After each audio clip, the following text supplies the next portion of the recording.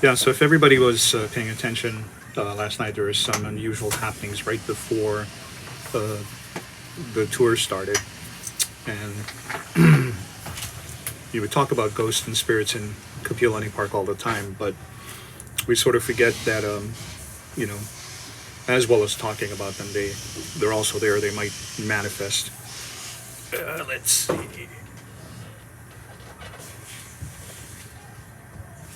Throw that over there. Okay, good. It stayed this time.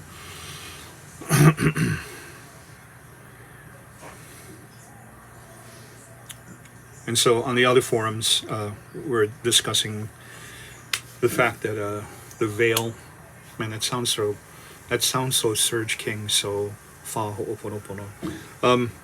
Spirits are making themselves aware a lot more these days.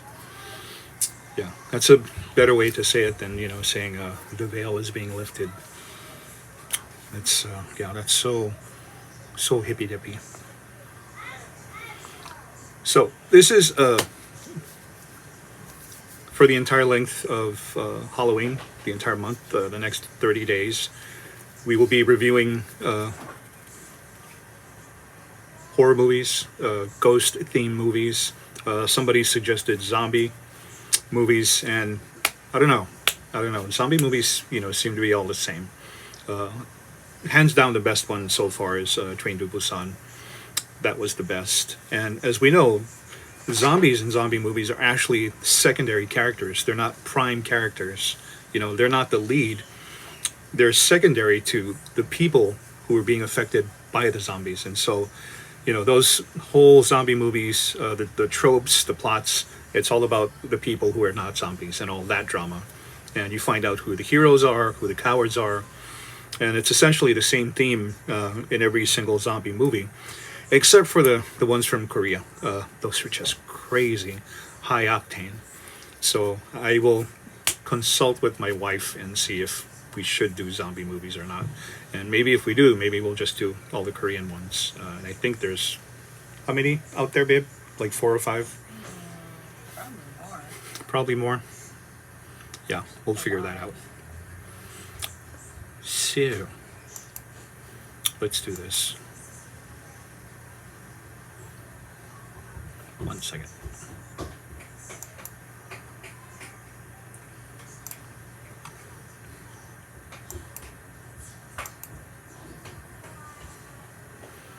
So, number one, the first movie that we watched, and now want to, wow, what happened over there? This thing went really small. First one we watched, and one we want to talk about as far as reviews go, is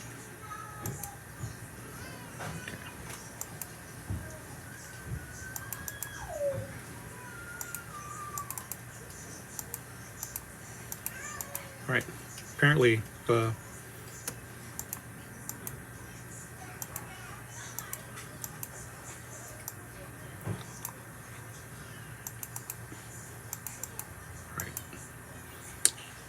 Apparently, I went too small. I'm now Ant-Man small. So, the movie we want to talk about, which is number one, and for the next five days or so, the movies we'll be reviewing and talking about are movies that are paranormally themed. And so, of course, being that Ghostbusters is my number one most famous movie, that's the first one we're going to review. And other paranormal themed movies are the Paranormal Activity series and others like that feature investigators, so-called investigators, going into a place to capture ghosts and spirits and end up getting more than they bargained for. So this is a review of Ghostbusters Afterlife, and if you don't know about the Ghostbuster franchise, it stars Bill Murray as Dr. Pete Venkman, who apparently our friend Lloyd Auerbach, that's who this character is based on from the Institute of Parapsychology. Dan Aykroyd, Ray Stantz, and Harold Ramis, Egon Spengler, and Ernie Hudson as Winston Zedmore. So that was the 1984 film that came out, and of course, other great actors like Annie Potts, Rick Moranis. Rick Moranis. I was going to ask you that, and Sigourney Sigourney Weaver. Weaver. But the character that stands out to me in the 1984 version that really got a lot of good screen time was a very well-known, underrated actor called William Atherton, and he played William Peck, or who they called Pecker. And he was a really good anti-hero, anti-villain in that film. And, you know, that's what good villains do. They do their villainy in order to make, you know, the hero look like the hero. And so that was 1984. In 1989, we get Ghostbusters Part 2, which has the same cast, except this time Dana Barrett is with child. No one's sure if the child belongs to Pete Venkman. And then we get a new type of monster, you know, Vigo. And that portrayed the Ghostbusters 6 years after the whole thing in New York. And now, you know, they're basically, I don't want to say clowns, but, you know, they're basically characters now, you know, sort of an offshoot character of themselves, having to do birthday parties and stuff like that. And so now we fast forward from Ghostbusters 2 to 2021, and now we have Ghostbusters Afterlife. And so the Afterlife cast consists of McKenna Grace. If you don't know who McKenna Grace is in Ghostbusters Afterlife, she plays Phoebe. But she's also a character in that show Young Sheldon, based on the Sheldon character from Big Bang Theory, and she's Sheldon Cooper's, you know, nemesis. I don't want to say arch enemy, but she's actually his equal, and probably a lot smarter academically and streetwise than Sheldon is. So in this movie, McKenna Grace plays Phoebe, who knows that she has a grandfather that was sort of strange, but doesn't really know how strange. And when the movie opens, you see that she's a person who's finding difficulty fitting in because of how smart she is. Also, along with McKenna Grace is actor Finn Wolfhard. If you don't know who that is, that's the guy from Stranger Things. And a surprise appearance. I think this kid stole a lot of scenes he was in, and that's Logan Kim, and he plays the character of Podcast. And then you have Carrie Coon, who plays Callie, who's the mother of McKenna Grace and Finn Wolfhard, or Phoebe and Trevor. And this is the typical sort of plot line of this kind of thing. It's the troubled single mother, father took off, abandoned them. We hear references to whoever the father was, whoever the ex was. We don't really get to see him. And so this is the single mom character who's also herself, you know, struggling to fit in, find a new life for her kids, a better life. And that seems to be the theme in these kinds of movies, especially movies with Steven Spielberg concerning the single moms and the kids. And so in the beginning of the movie, we see the town of Somerville, and we're not sure if it's Somerville, Indiana, Somerville, Ohio, or Idaho, but it's one of those Midwestern towns in the middle of nowhere that seems to get, you know, all the modern amenities of 2021. But we see a shady character. We don't really see the face, driving an equipment truck through town, speeding through town, going over a bridge and just missing some sort of a poltergeist type of entity, and is driving toward this huge mountain, and or away from it, and is sort of interrupted on the way. His vehicle, his equipment vehicle, gets sideswiped by some unknown thing that leaves a big dent in the door, and we find out that he's a few yards away from his actual home, where he's hauling some things, that he's running to his home across his little dirt field, gets to his porch, and we see that he's holding the classic ghost containment piece of equipment. The one you step on, it opens and the lights come out and, captures the ghost. And so he's standing there holding it up and waiting for an invisible force to manifest, which appears out of the tall cornfield. And it's a trap. And as the entity is invisibly walking through that little acreage of dirt, he steps on the pedal. And apparently there is some big piece of equipment that's supposed to trap it, and it never happens. And so as we see in the beginning, whoever that character is ends up dying, ends up being killed by this entity. And so we fast forward, and now we're in 2021. And so, like I said, it's the classic story of the single mom being evicted from her place and finds out suddenly that she has inherited a piece of property that she never knew she had, and it's from her estranged father, whom she doesn't particularly care about and has nothing nice to say about. And so that's how the movie begins. The mother, Callie, along with Phoebe and Trevor, move into this place called Somerville. Phoebe has to go to a summer school that she's trying to fit into. The character of Trevor gets hired at a choke and puke, or the drive-in, where the food is served to you on roller skates. In the course of that situation, Phoebe makes a friend, and I think the friendship is made whether she wanted it or not.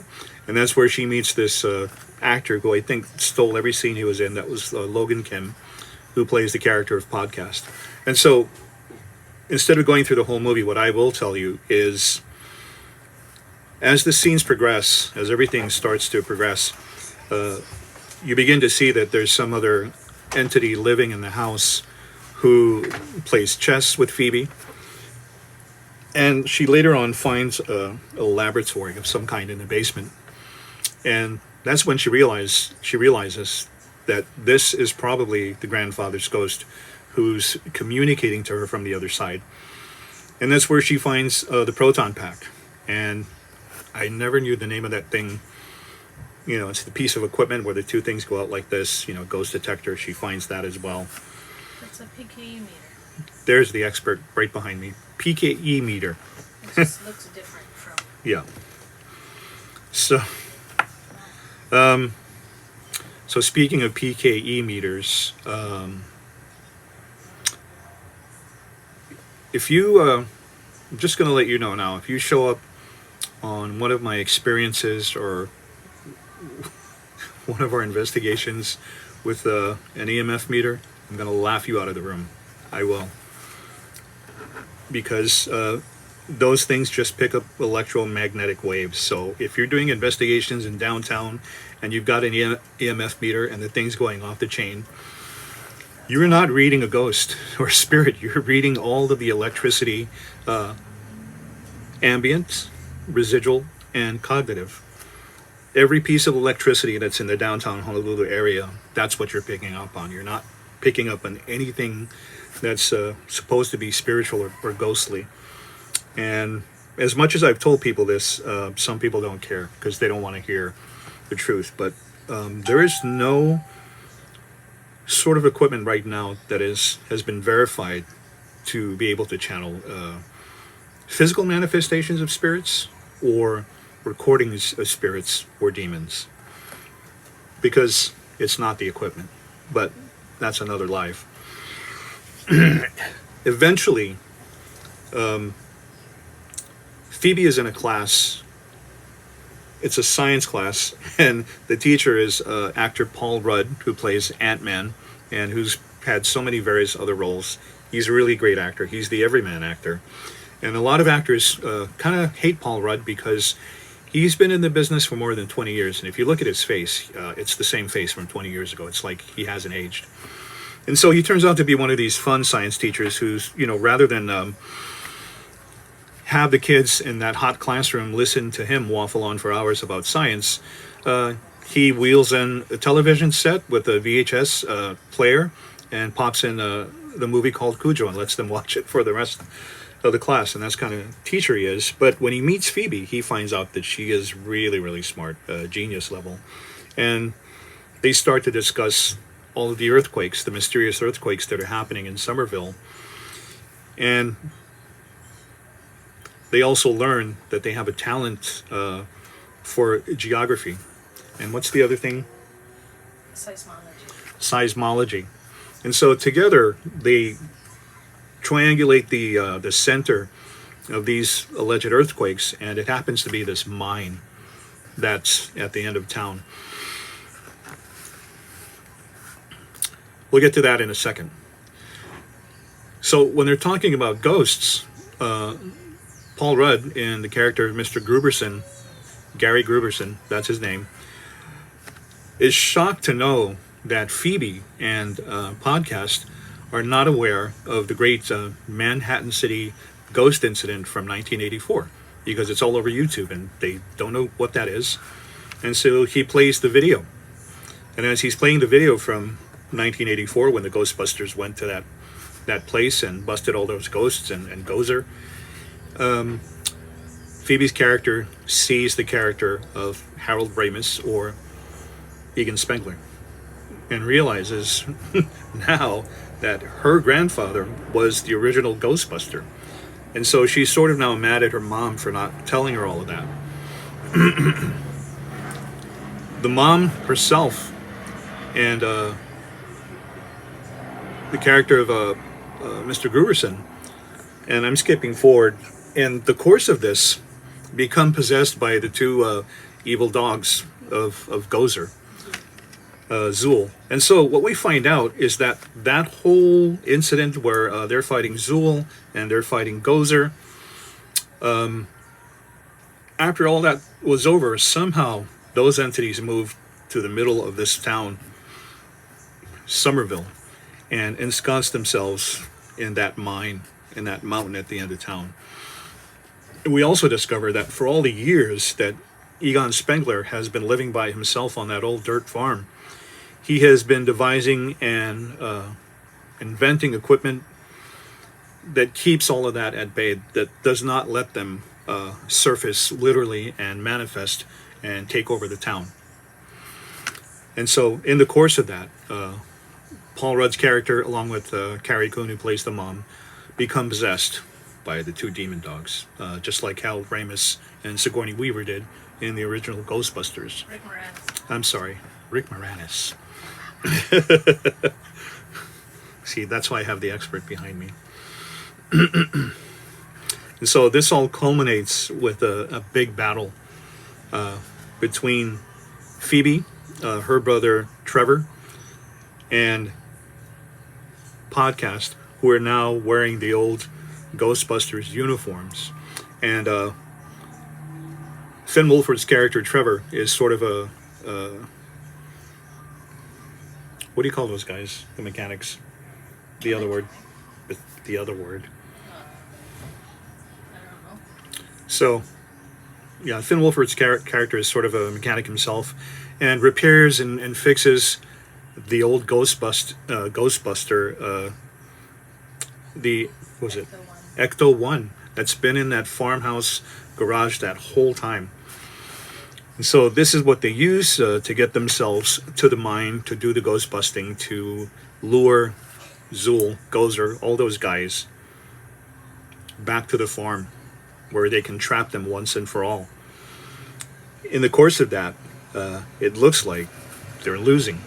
And I have to tell you that Olivia Wilde is the actress who portrayed Gozer in that movie, and they really did a good job of making her almost look like the original Gozer, but not so much. They sort of gave her a more unique costume. And so the culmination of that looks like that Phoebe and her family, no matter how much they try, they're going to lose, and Gozer is going to take over. And just when it looks like all is lost, voila, the original Ghostbusters appear. And so there's Dr. Peter Venkman, Ray Stantz, there's Winston Zedmore in their updated uniform. And at one part in the movie, Phoebe and Podcast and Trevor get arrested because they're chasing a Slimer-like creature around town using the proton pack, and they've done a lot of damage. And so when Phoebe gets that one free call, instead of calling her mom for help, she calls a number to a store that's owned and run by Ray Stantz, Dan Aykroyd. And so through that conversation, you find out that the Ray Stantz character is not happy with Egon, Egon. Egon, because he's abandoned him, went crazy, took off on his own. And toward the end of the phone call, the Phoebe character announces to Ray Stantz that she is Egon Spengler's granddaughter. And then the police officer cuts off that call. And so it sort of makes sense that toward that part of the movie where it looks like they're going to absolutely lose, the original Ghostbusters show up. And there's a little bit of difficulty trapping that entity once and for all, but they are victorious and they win. The aftermath of the movie is essentially a scene where Annie Potts, the Janine character, are in a lounge of some kind in New York talking about what Winston Zedmore's been up to, and apparently now he's very, very well off and has been bankrolling Ray Stantz's bookstore. And so he's also taken the Cadillac. It looks like he's going to repair it, and you see him walking into the old fire station that they once occupied in the original movie. And then the last shot cuts to that containment system, and that red light is flashing on and off, and that's the end. The Janine Melnitz's character, Annie Potts, actually appears in the beginning of the movie when the family appears at the old farm belonging to Egon Spengler, and she's the realtor. And as if you've been following the first two Ghostbusters, she's also sort of the girlfriend of Egon Spengler. So as much as possible, she's been keeping that farm up until the daughter arrives with the kids. And so there's a very nice moment after they've gotten rid of Gozer and every other entity. There's a very nice moment where I'm not going to give it away. You actually have to go see it, and you'll know what that nice moment is all about. The film is directed by Ivan Reitman's son, Jason Reitman. And so there was a lot of negotiation and back and forth trying to get the original cast back to this one. Bill Murray, Dan Aykroyd, everybody else, Ernie Hudson, Annie Potts, Sigourney Weaver. And, in the after credits, there's also a nice scene that you'll appreciate between Sigourney Weaver and Bill Murray. And it's sort of an homage to a scene in the original Ghostbusters that I think all of you will like. Tomorrow we'll be reviewing Ghostbusters Answer the Call. And so apparently Ghostbusters Afterlife was the result of Ghostbusters Answer the Call, because a lot of people were not satisfied with that version because it's an all-female version. I in particular, and my wife too, we liked that version. It was a lot of fun. It was smart. And great comedians who I think were allowed just to do their shtick, and the director took whatever footage there was and just edited everything down for content. And that's essentially, from my own experience, what you have to do with very, very talented people. You can't contain them, you can't edit them, you just have to let them do their thing. And then whatever needs to be edited or pulled back, you sort of do that after. And so if you've seen Ghostbusters Afterlife, you'll know that all of those scenes with Chris Hemsworth were totally, totally improvised. Because they didn't really know how to write for his character, who was the male version of the Annie Potts character, Janine Melnitz. But this is really good. You'll appreciate it. So, Answer the Call, because it wasn't well received, and I think because it was released during the Trump era, I guess there was a lot of trepidation, or for lack of a better word, prejudice against an all-female cast that could lead a franchise like Ghostbusters. I think it did really well.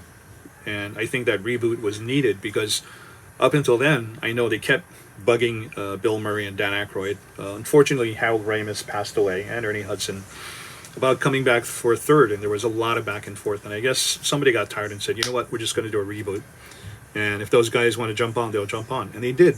Each one of them made cameo appearances in Answer the Call. And so please go see Afterlife. It's well worth it, and obviously there's going to be a sequel. And if you're a fan of the Ghostbusters franchise, especially the first two, you'll pick up on all the little nuances, all the the homage scenes and references to the first two, the originals. It's all there.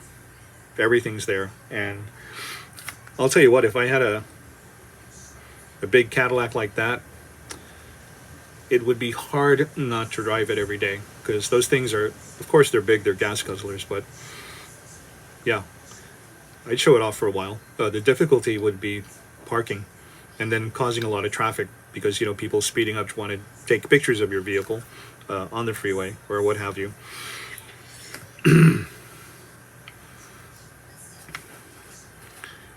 The equipment that they use, brilliant. The way they figure things out to do what they need to do, very very well written version. This what now? It's the fourth contribution to the Ghostbusters franchise.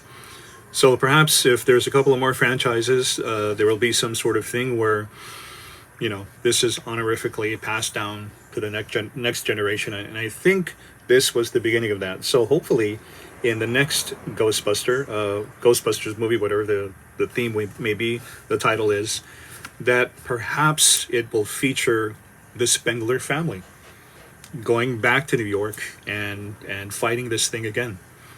Because as I said at the end, the red light's going on in that containment system. So maybe that's a lead up to all of that, and they'll probably team with the original Ghostbusters to get all of that done.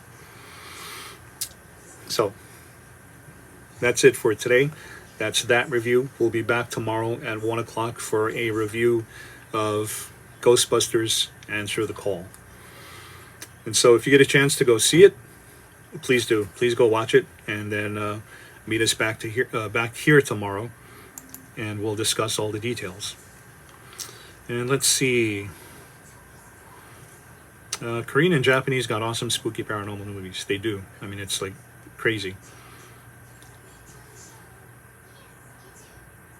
And then, oh, hi everybody.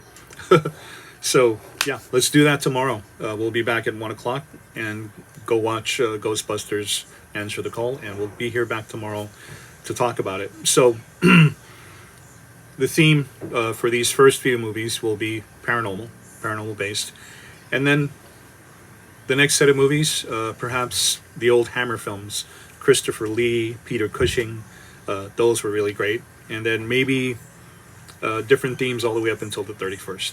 But thanks for hanging out with us, and we'll talk to you guys tomorrow.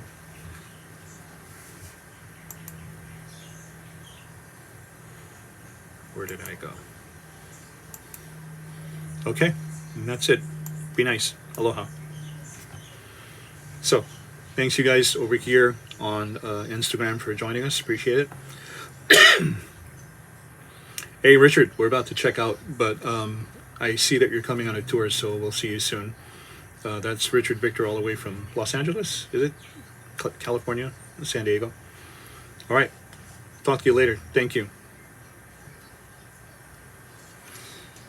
And then for our few 11 friends who joined us here on YouTube, thanks for checking in. We'll see you back here at 1 o'clock. Aloha.